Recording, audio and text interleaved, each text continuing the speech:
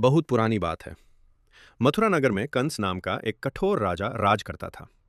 एक दिन उसे भविष्यवाणी मिली कि उसकी बहन देवकी का 8वां पुत्र उसका विनाश करेगा। ये सुनकर कंस डर गया। उसने देवकी और उनके पति वासुदेव को कैद खाने में बंद कर दिया। समय बीता गया। एक अंधेरी रात जब सब सो रहे थे, देवकी के यहाँ एक दिव्य बलक का जन्म हुआ। उस बलक के चेहरे पर अलग ही प्रकाश था। देवता आकाश से फूल बरसा रहे थे। ये बलक और कोई नहीं, श्री कृष्ण थे। भगवान विष्णु ने वासुदेव जी को संदेश दिया कि इस शिशु को गोकुल ले जाकर यशोदा मैया के पास छोड़ आएं। वासुदेव जी ने बल कृष्ण को टोकरी में रखा और चल पड़े। उस रात तेज आंधी और बारिश हो रही थी। यमुना नदी भरी हुई थी और बह रही थी। जब वासुदेव जी यमुना के किनारे पहुंचे, तब एक अद्भुत चमत्कार हुआ। जैसे ही बल कृष्ण के चरण यमुना के जल को छुए, यमुना जी शांत हो गईं। जल दो तरफ हट गया और बीच में रास्ता बन गया। वासुदेव जी सुरक्षित गोकुल पहुंच गए। इसे श्री कृष्ण की यमुना यात्रा कहा जाता है। गोकुल में कृष्ण यशोदा मैया और नंद बाबा के लाडले बने। सब उन्हें प्यार से कन्हैया बुलाते थे। कृष्ण बहुत चंचल और प्यारे थे। वो गाय के बच्चों के साथ खेलते, मिट्टी में लोटे और सबको हंसते रहते।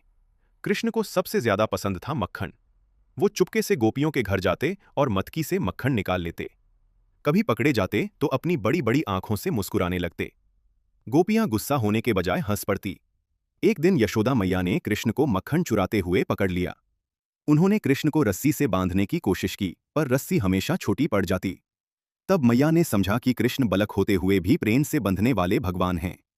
जैसे जैसे कृष्ण बड़े हुए, उन्होंने बांसुरी बजानी शुरू की। कृष्ण की बांसुरी की धुन सुनकर वृंदावन खुशी से भर जाता। गायें रुक जाती, मोर नचने लगते और सब लोग मधुर धुन में खो जाते। बांसुरी की आवाज सुनकर राधा भी आ जाती। राधा कृष्ण की सबसे प्रिय सखी थी। दोनों यमुना के तट पर खेलते, हंसते और रास रचते। राधा और कृष्ण का प्रेम पवित्र और निश्चल था। दुनिया कृष्ण को भगवान कहती है, पर राधा उन्हें अपने हृदय से पहचानती थी। कृष्ण भी राधा के बिना अधूरे थे। इसीलिए कहा जाता है, राधा बिना कृष्ण और कृष्ण बिना राधा अधूरे हैं। इस कहानी से हमें यह शिक्षा मिलती है कि भगवान शक्ति से नहीं, प्रेम, भक्ति और निर्मल मन से प्रसन्न होते हैं।